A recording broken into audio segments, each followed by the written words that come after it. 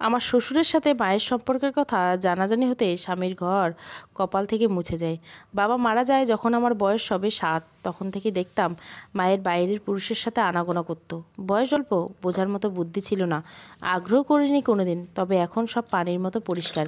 মায়ের হয়তো পরপুরুষের সাথে কুসম্পর্ক ছিল, তবুও নিজ মা সম্পর্কে খারাপ ধারণা আসলেই এড়িয়ে চলতাম বারবার।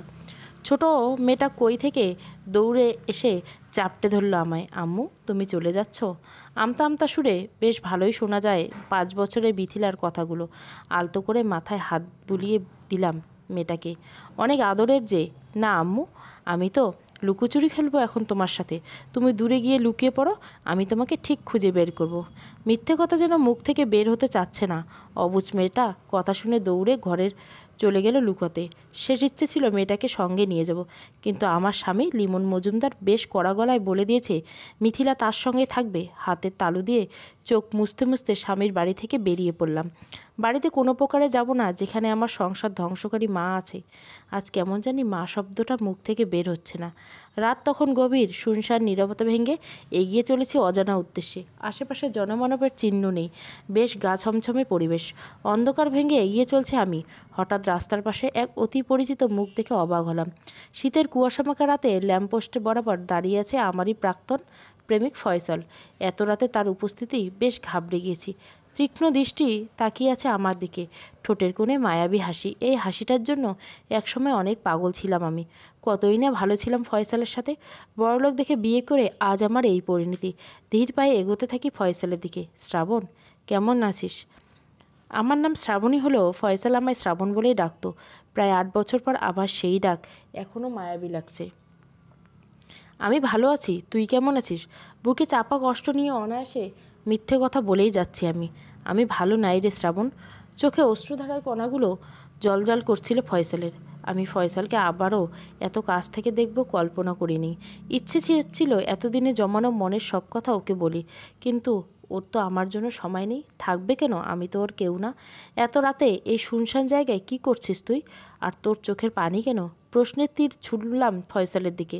সে শুধু ড্যাব ড্যাব করে তাকিয়ে আছে আমার দিকে। আমার হাতে সময় নেই রে শ্রাবণ, এখন যেতে হবে আমায়। তুই বাড়িতে ফিরে যা, লিমন তোকে খুঁজছে। না, আমি আর ফিরতে চাই না ওই জেলখানায়। আমার কথা শুনে ফয়সাল ভুরু কুঁচকে তাকায়। এই জনমানব শূন্য রাস্তায় তোরে একা ছাড়ি কী করে? যাবি আমার সাথে? সকাল হলে সেইখানে যেতে চাস যেতে পারবি। এক নিঃশ্বাসে রাজি হয়ে আমি। অনেক বিশ্বাস করি যে ওকে। তাছাড়া এত রাতে একটা মেয়ে রাস্তায় থাকলে খারাপ কিছু হবে এটাই স্বাভাবিক। আর একটা রাত তো। অগত্যা রাজি হয়ে ফয়সালের পিছু পিছু হাঁটতে থাকি। বেশ খানিকটা হেঁটে পুরনো বাড়ির সামনে এসে দাঁড়াই আমি। নিভু নিভু মোমের আলোয় অস্পষ্ট দেখা যাচ্ছে বাড়ির ভেতরটা। ফয়সাল আমাকে একটা রুমে নিয়ে আসে, পুরনো সব ফার্নিচারপূর্ণ ঘরটায়। খেয়াল করলাম দেওয়ালে নর্তকীর মতো অর্ধ উলঙ্গ ছবি টাঙ্গানো। ততটা অবাক হইনি, পুরুষ মানুষ তো, এমন শখ নতুন কিছু নয়। তাই ঘরে আসি চুপচাপ। শুধু ঘটে যাওয়া ঘটনাগুলো মনে পড়ছে। মিথিলা হয়তো লুকিয়ে থাকতে থাকতে একসময় বেরিয়ে এসেছে। আমাকে না দেখে মেয়েটা কী করছে? হয়তো কান্না করছে। মনটা ভারী হয়ে আসছে আমার। ভেবেছিলাম ফয়সাল তার পরিবারের সদস্যদের সঙ্গে থাকে, কিন্তু কাউকে তা দেখতে পাচ্ছি না। তবে কি অন্য কেউ থাকে না ওর সাথে? আমার সব ভাবনার অবসান ঘটিয়ে একজন মহিলা প্রবেশ করে। ফয়সাল কোথায় গেছে? মনে হয় ওকে দেখলাম না। মহিলা পান চিবোতে চিবোতে আমার দিকে ভুরু কুচকে তাকিয়ে রইল। কেয়া বাদ হই, এটা যে দেখে আসমানে পড়ি। ফয়সাল, কোথা থেকে পাইলি এই মালটা? মহিলার গায়ে পড়া অভ্যাস কেমন কুমন্তব্য করছিল আমায় দেখে। একটু পরে সেখানে ফয়সাল আসে। মাইজি, এটা আমার পুরনো মাল, টাকা কিন্তু বেশি দিতে হইব। চলবে তো? ফয়সাল এমন কথাই যেন আমি আকাশ থেকে পড়লাম। কী সব বলছে ওরা?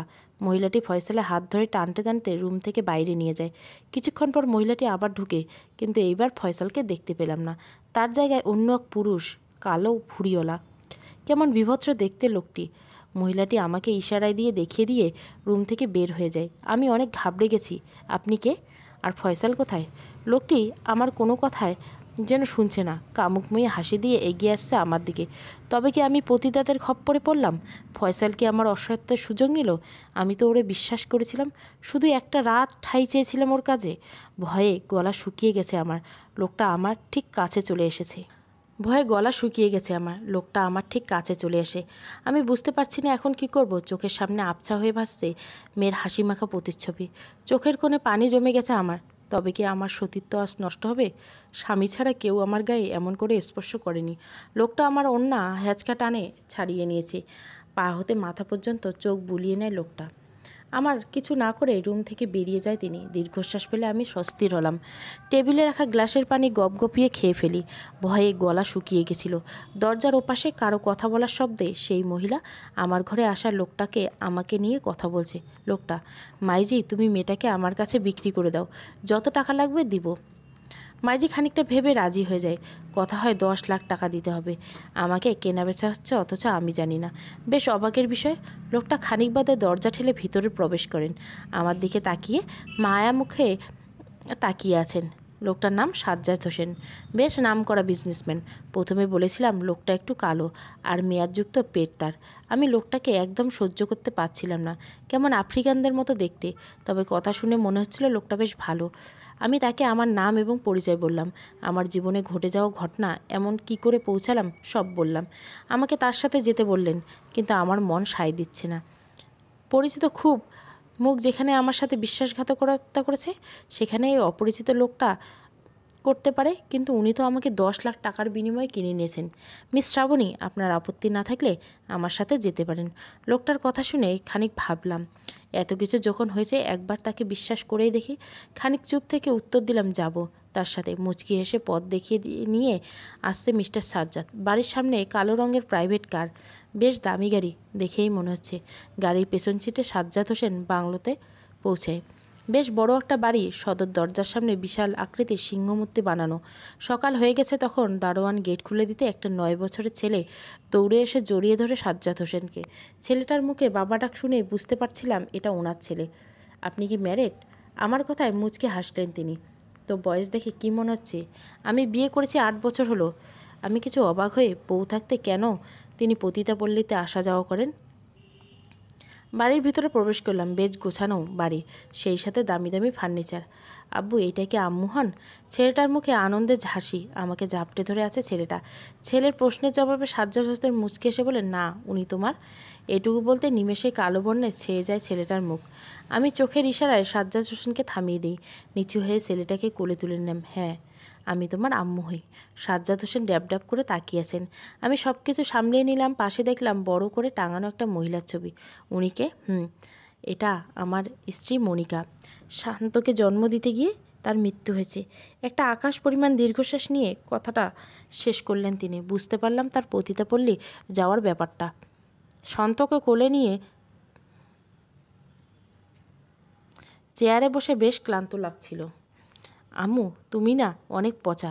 আমাকে ছেড়ে কোথায় গিয়েছিলে এতদিন? আমি তোমাকে অনেক মিস করি। আমি ছেলেটার মুখের দিকে তাকিয়ে মিথিলার কথা মনে পড়ে গেল। না জানি মেয়েটা এখন কী করছে। বুক কেঁপে উঠেছে আমার। শান্তকে ঘরে নিয়ে গল্প শোনাতাম, খেলাধুলা করতাম। ওর মধ্যে আমার মেয়ে মিথিলাকে খুঁজে পেতাম। অনেক দিন ভালো কাটছিল আমার আর আমার শান্তর। 7 দিন হলো এই বাড়িতে। শান্ত আমাকে ছাড়া ঘুমায় না। এই শান্তকে নিয়ে আলাদা ঘরে ঘুমাই আমি। বাড়িতে লোক বলতে মিস্টার সাজ্জাদ হোসেন, ওনার ছেলে শান্ত। শান্তকে দেখে শোনার জন্য 2জন বুয়া আর 2জন বাড়ির লোক দেখাশোনা করে। আমাকে পেয়ে বাড়ির কাজের লোকগুলো বেশ খুশি। ম্যাম, আপনি আসার পর থেকে তো আমাদের কাজ সহজ হয়ে গেছে। ছোট সাহেব তো এত জেদি, কোনো কিছু খেতেই চান না, কিন্তু আপনি কোনো কষ্ট ছাড়াই কেমন খাইয়ে দিচ্ছেন তাকে। বুয়ার কথায় মুচকে হাসলাম। হয়তো শান্ত সত্যি মনে করছে আমি ওর মা। বেশ কিছুদিন কেটে যায় এখানে আসার। মিস্টার সাজ্জাদ, আমি চলে যাচ্ছি। আর যদি বেঁচে থাকি, একদিন আপনার 10 লাখ টাকা আমি ফিরিয়ে দিব। আর এই উপকার কোনোদিন ভুলব না। মিস্টার সাজ্জাদ মাথা নাড়ান। শান্তকে ঘুম পাড়িয়ে দিয়েছি। ছেলেটা তো এক মুহূর্ত আমাকে ছাড়তে নারাজ। চুপি চুপি বেরিয়ে পড়ি বাড়ি থেকে। শান্তর কথা মনে খুব পড়ছিল। মাতৃহীন ছেলেটা কতই না কষ্টে আছে। আমার মেয়েটাও অনেক কষ্টে আছে। আকাশের পানে তাকে দীর্ঘশ্বাস ফেলি। ফাঁকা রাস্তা দিয়ে একা একা হেঁটে যাচ্ছি। খেয়াল করলাম আমি যখন সাজ্জাদ হোসেনের থেকে বিদায় নিলাম, উনি বিষণ্ণ মনে আছেন, হয়তো আমার চলে আসার জন্য। হঠাৎ পেছন থেকে কারো জোর ডাকে ঘুরে তাকাই। শান্ত দৌড়ে আসছে আমার দিকে।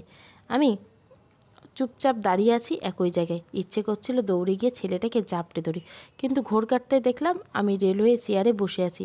স্বপ্ন দেখছিলাম শান্তকে। আবারও দীর্ঘশ্বাস ফেলি। কোথায় যাব আমি? মাথায় আসছে না কিছু। কারো পায়ের শব্দ আসছে। পেছনে ফিরে তাকিয়ে দেখি আমার স্বামী লিমন মজুমদার এগিয়ে আসছে আমার দিকে। আমি উঠে দাঁড়ালাম। অবাক লাগছে বেশ। লিমন এখানে কি করছে? রাগের বসে না হয় দুই একটা কথা বলেছিলাম, তাই বলে এভাবে গায়েব হয়ে যাবে? কান্নাজড়িত কণ্ঠে বোঝা যাচ্ছিল অনেক কষ্ট পেয়েছে লিমন। তবুও আমার রাগ আছে। ওর কথায় উত্তর না দিয়ে সামনে হাঁটা দিলাম। শ্রাবণী, দাঁড়াও। আমি তার কোনো কথাই শুনছি না, এগিয়ে যাচ্ছে সামনের দিকে।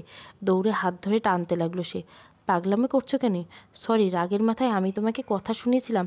বাড়িতে ফিরে চলো, বাবা আত্মহত্যা করছেন। শ্বশুরের মৃত্যুর কথা শুনে যেন আকাশ থেকে পড়লাম। কি? বাবা মারা গেছেন? লিমন খানিক চুপ থেকে উত্তর দেয়, মারা গেছেন। চলো, মিথিলা অনেক ঘাবড়ে আছে। তোমাকে ছাড়া মেয়েটা মরেই যাবে।